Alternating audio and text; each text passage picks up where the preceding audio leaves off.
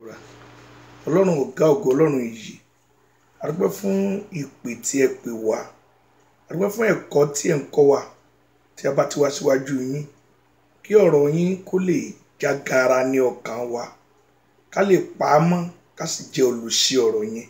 Ògo ni forúkọ yín. Bí a ti ń lọ sínú ọ̀rọ̀ yín lónìí, ẹ fi yé wa, ẹ má jẹ́ kó ṣẹ́kù nínú òdodo tí ẹ fẹ́ ká gbọ́, ká lè jẹ́ olùgbọ́, olùpamọ́ àti olùṣe ọ̀rọ̀ náà. Ògo ni forúkọ yín, lórúkọ Jésù Kristi Olúwa wa, àmín. Ògo ni fún Ọlọ́run alààyè. A ó tara ṣàṣà, a ó bọ́ sínú ìwé Hósíà orí 4, a ó kà láti ẹsẹ̀ 6 dé 8. Ìwé Hósíà orí 4, ẹsẹ̀ 6 dé 9. Àkọ́rí ẹ̀kọ́ wa lónìí òun ni àwọn ènìyàn mi. Àwọn ènìyàn mi. Ẹ jẹ́ kí n bẹ̀rẹ̀ ní ẹsẹ̀ 6 dé 9. Hósíà orí 4, ẹsẹ̀ 6 dé 9. A ké àwọn ènìyàn mi kúrò nítorí àìní ìmọ̀. Nítorí ìwọ ti kọ ìmọ̀ sílẹ̀, èmi ó sì kọ́ ọ.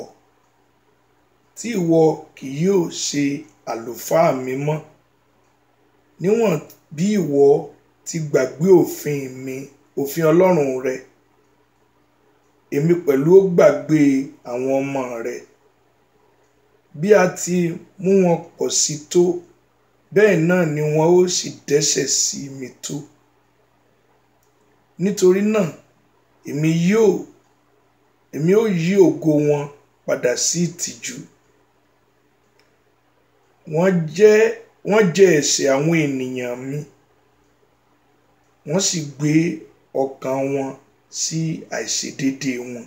Mo gbàdúrà pé lórúkọ Jésù, Ọlọ́run ọ̀gá ògo yóò jẹ́ ká lè ronú pẹ̀lú ọ̀rọ̀ yìí, ká lè jẹ́ nínú àwọn ọ̀kan nínú àwọn tí yóò yí padà, tí ó jẹ́ ènìyàn Ọlọ́run ní tòótọ́. Kókó 3 la fẹ́ wò nínú àkọ́rí àwọn ènìyàn mi. Mo gbàdúrà pé èmi àti rẹ a ó jẹ́ ènìyàn Ọlọ́run ní tòótọ́, tí gbogbo fi ọkàn gbogbo tọkàntọkàn wá Ọlọ́run. Kókó 3 la fẹ́ wò. Àkọ́kọ́, ìpè arúgbó ọjọ́ sí ìgbàlà. Ẹ̀kejì, àwọn onífarajì fún ìsọdimímọ́. Ẹ̀kẹta ẹ̀wẹ̀, Kristẹni dìbò fún àìlẹ́ṣẹ̀. Mo gbàdúrà nínú àwọn tí ó dìbò fún àìlẹ́ṣẹ̀, èmi àti rẹ yóò jẹ́ ọ̀kan lórúkọ Jésù Kristi. Sátánì kò ní rí wa rẹ́jẹ ní àárín yẹn lórúkọ Jésù Kristi. Ẹ jẹ́ kí a tẹ̀síwájú nínú kókó àkọ́kọ́ yẹn. Ìpè arúgbó ọjọ́ sí ìgbàlà. Ó ti pẹ́ tí Ọlọ́run ti pinnu láti mú wa jẹ́ ẹni tó ní ìgbàlà, tí ó sì gba àìlẹ́ṣẹ̀ láàyè nípa ìpè tó dájú. Ṣùgbọ́n jẹ́ ká kà nínú ìwé Jeremáyà orí 32, ẹsẹ̀ 37 dé 40. Ìwé Jeremáyà orí 33, ẹsẹ̀ 37 dé 40. Wò ó, èmi ó kó wọn jọ láti gbogbo ilẹ̀ jáde. Ó fẹ́ pè wọ́n kúrò nínú ìgbé ayé ẹ̀ṣẹ̀ wọn, nínú ipò ẹ̀ṣẹ̀ tí wọ́n wà, tó ti fẹ́ pè wọ́n kúrò. Mo gbàdúrà pé Ọlọ́run yóò pè wá, a ó sì jẹ́ níbi gbogbo tí a ṣáko lọ, níbi tí èmi ti lé wọn sí nínú ìbínú mi, àti nínú ìrunú mi, àti nínú ìkannú ńlá. Èmi ó sì jẹ́ kí wọn kí ó máa gbé láìléwu. Ẹni tí bá ti ń gbé ìgbé ayé tó yọ̀ǹda ara ẹ̀ fún Ọlọ́run, tó kúrò nínú ẹ̀ṣẹ̀, kò léwu mọ́, torí ọ̀run àpáàdì léwu ń gbé. Tó bá sì ti gba Jésù nínú ayé rẹ, àìléwu kúrò nìyẹn. Wọn ó sì jẹ́ ènìyàn mi, èmi ó sì jẹ́ Ọlọ́run wọn. Èmi ó sì fún wọn ní ọkàn kan.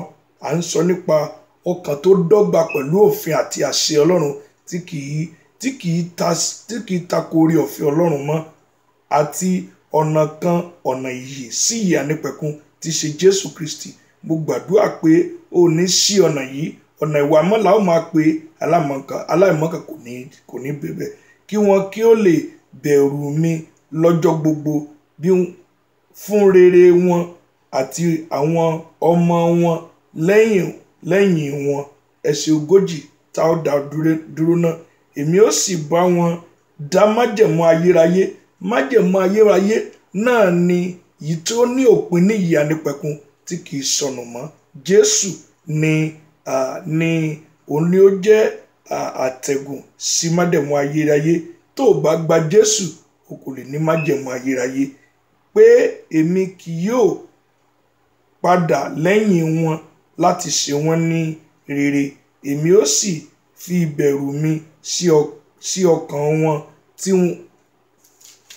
tí wọn kí ó lè dúró lọ́dọ̀ mi. Lórúkọ Jésù, a ó dúró lọ́dọ̀ Jésù Kristi. Rántí wípé Jésù fẹ́ mú èyí ṣẹ ní wípé ẹ wá sí ọ̀dọ̀ mi gbogbo ẹ̀yin tí ń ṣiṣẹ́ tí a di òwú lẹ́ni lórí, èmi ó fún yín ní ìsinmi. Ọ̀dọ̀ Jésù Kristi ni ìsinmi wà. So ṣetán gbàdúrà.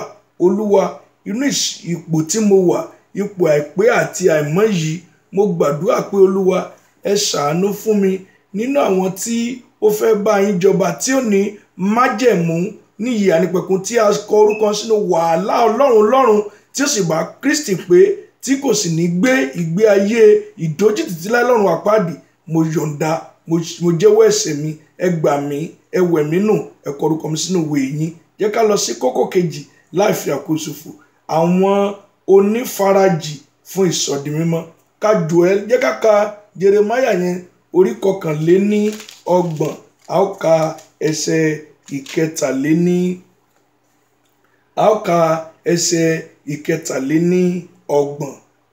Jeremáyà orí 29 ẹsẹ̀ 13.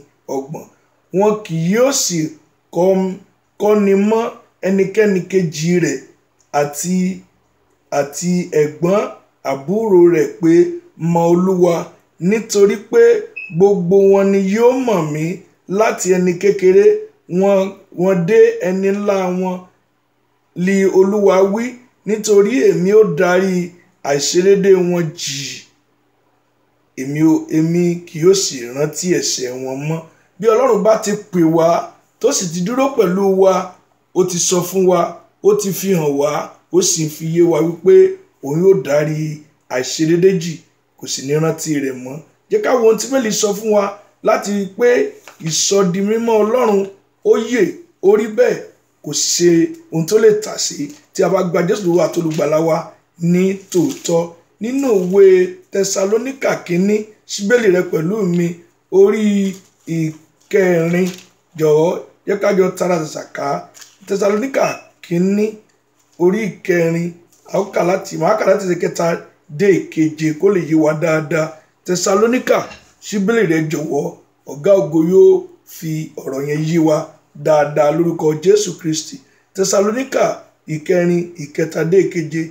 Nítorí èyí ni ìfẹ́ Ọlọ́run, àní wíwà ní mímọ́ yín, pé kí ẹ̀yin kí ó takété sí àgbèrè, kí olúkúlùkù yín lè mọ bí òun ìbá ti máa kó ohun èlò rẹ̀ ní ìjánu ní ìwà mímọ́ àti ní ọlá, kì í sì ṣe ìfẹ́kúfẹ́ gẹ́gẹ́ bí àwọn kèfèrí tí kò mọ Ọlọ́run. Bí ẹnikẹ́ni má ṣe rékọjá, kí ó má sì ṣe arákùnrin rẹ̀ nínú nǹkan náà, kó má ṣe arákùnrin rẹ̀ nǹkan náà, nítorí Olúwa ni olùgbẹ̀san nínú gbogbo nǹkan wọ̀nyí. Gẹ́gẹ́ bí àwa ti mọ̀, kìkìlọ̀ fún yín tẹ́lẹ̀, kí a sì jẹ́rìí pẹ̀lú, nítorí Ọlọ́run kò pè wá fún ìwà èérí, ṣùgbọ́n ní ìwà mímọ́. Torí láìsí ìwà mímọ́ kò sẹ́nìkan tó lè rí Ọlọ́run. Ọlọ́run pè wá sí ìwà mímọ́. Bíbélì wá fi ọ̀rọ̀ kan ṣàpèjúwe pé bí ẹni tó bá gbọ́n kó kíyèsí tí ẹ̀mí wí fún àwọn ìjọ. Bíbélì rẹ pẹ̀lú mi sínú ìwé Ìfihàn orí 22 ẹsẹ̀ 11 dé 12. Ìwé Ìfihàn orí 22 ẹsẹ̀ 11 dé ìkejìlá, ìwé ìfihàn orí 22 ẹsẹ̀ 11 dé 12.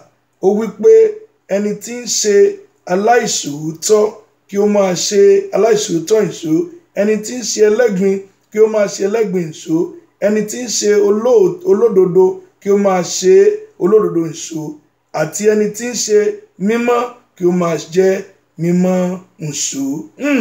Jẹ́rìí ọ̀rọ̀ tó jáde mẹ́yìn kí a lè gbọ́n, kí a lè yí padà lèyí wà fún. Èwo ló fẹ́ mú? Lórúkọ Jésù, òdodo, ìwà mímọ́ lèmi ó máa tẹ̀lé, máa ṣe dọ́run. Torí láìsí ìwà mímọ́ kò sí ẹni tí ó lọ́run. Gbogbo ipá ìṣòrodo, gbogbo ipá èrí yóò jáde nínú ayé wa lórúkọ Jésù. Ẹsẹ̀ 12, kíyèsí èmi ń bọ̀ kánkán, èrè mi sì ń bẹ pẹ̀lú mi láti san fún olúkúlùkù gẹ́gẹ́ bí iṣẹ́ ọwọ́ rẹ̀ yóò ti rí. Kí ló yàn? Kí ló dìbò fún? Ǹjẹ́ ìwà mímọ́ ni àbí ìwà èrí? A ó lọ sí kókó kẹta yẹn, ó pé Kìrìsìtẹ́nì dìbò fún àìlẹ́ṣẹ̀. Kí ló dìbò fún nínú ayé rẹ, nínú àgọ́ ara rẹ? Ronú jinlẹ̀, kí ni nǹkan tí ó dìbò fún? Ẹ jẹ́ ká wo inú ìwé orin Dáfídì, orin 51 ẹsẹ̀ 9 dé 11, bí a ti ń ṣàṣekágbá lọ́wọ́ nínú ìwé onísáàmù ẹsẹ̀ 51 ẹsẹ̀ ìwé onísáàmù orí 51 ẹsẹ̀ 9 títí dé 10. Ó wí pé dá àyà tuntun sínú mi Ọlọ́run, kí o sì tún ọkàn dídúró ṣinṣin ṣe nínú mi. Ọkàn tó dúró tí kì í yẹ̀ kúrò nínú òdodo àti ìwà mímọ́, tí dúró ṣinṣin lórí òtòtò àti ìwà mímọ́ kó lè bá Kristi jọba. Ẹsẹ̀ 10 wí pé dá àyà tuntun sínú mi Ọlọ́run, kí o sì tún ọkàn dúró ṣinṣin ṣe nínú mi. Jẹ́ n ka ẹsẹ̀ 9 ti ná. Ó pa ojú rẹ mọ́ kúrò lára ẹ̀ṣẹ̀ mi, kí ìwọ kí ó sì mú gbogbo àìṣedédé mi kúrò. Mo gbàdúrà Olúwa yóò pa ojú rẹ̀ mọ́ kúrò nínú ẹ̀ṣẹ̀ àti àìṣedédé wa. Ó wá sọ ní orí ẹsẹ̀ 10 yẹn pé dá àyà tuntun sínú mi Ọlọ́run, kí o sì tún ọkàn dúdúró ṣinṣin ṣe sínú mi. Mo gbàdúrà ọkàn tó dúró ṣinṣin, ọkàn ìwà mímọ́ tí kì í dẹ́ṣẹ̀ mọ́ yóò wà nínú ayé wa. Gbàdúrà sí Ọlọ́run. Tó bá ní ìgbàlà ló ń jẹ́ ká ní ìpòǹgbẹ láti gbé ìgbé ayé tí ó wọ Ọlọ́run. Arúgbó ọjọ́ ń pè ọ́, Jésù Kristi ń pè ọ́, dá a lóhùn kó lè tún àìgbé ayé rẹ̀ ṣe. Má gbàgbọ́ pé Ọlọ́run ọ̀gá ògo ó lè ràn ọ́ lọ́wọ́ nígbà tí ó bá farajì láti mú ìsọdimọ́, láti jẹ́ ohun tí ó máa jèrè rẹ̀. Lẹ́yìn èyí, ó lè kó dìbò fún àìlẹ́ṣẹ̀ kí ìgbé ayé rẹ̀ kó lè kúrò ní àìlẹ́ṣẹ̀ rárá. A ó gbàdúrà pé Olúwa fún mi ní àìlẹ́ṣẹ̀, jẹ́ kí n jẹ́ nínú àwọn tí kò ní lẹ́ṣẹ̀ tí ó ń gbé ìgbé ayé wa mọ́, kí lè bá Jésù jọba. Jẹ́ ká gbàdúrà. Olúwa ẹ ṣé nítorí ẹ̀kọ́ yín. Olúwa ẹ ṣé nítorí ẹ tún mú wa wá lónìí láti pé ká lè gbọ́ ọ̀rọ̀ ọ̀tun, ká lè jẹ́ ènìyàn yín tí ó yàgò fún ẹ̀ṣẹ̀, tí ẹ gbà kúrò ní orílẹ̀-èdè ẹ̀ṣẹ̀ àti àìṣedédé, tó wá láti Egypt sí ilẹ̀ ìlérí, tó sì ń pòǹgbẹ pé Kénáánì tọ̀run òun ó débẹ̀, Jerusalem tọ̀run òun fẹ́ wà ń bẹ̀. Olúwa ẹ dá àyà tó dúró ṣinṣin ọkàn wa, kí ẹ pa ojú yín kúrò nínú ẹ̀ṣẹ̀ wa, ká lè gbé ìgbé ayé wa mọ́, ká lè bá yín jọba. Ẹ jẹ́ ká máa jẹ́ olótìtọ́, ẹ jẹ́ ẹni wà mọ́ títí ẹ ó ṣe dé. Nígbà tí ẹ bá mú èrè yín dé, ká lè gba èrè káàbọ̀ ọmọ ọ̀dọ̀ rere, ká sì lè bá yín jọba títí ayérayé. Ògo ni forúkọ yín, a máa yìn títí lórúkọ Jésù Kristi Olúwa wa. Àmín.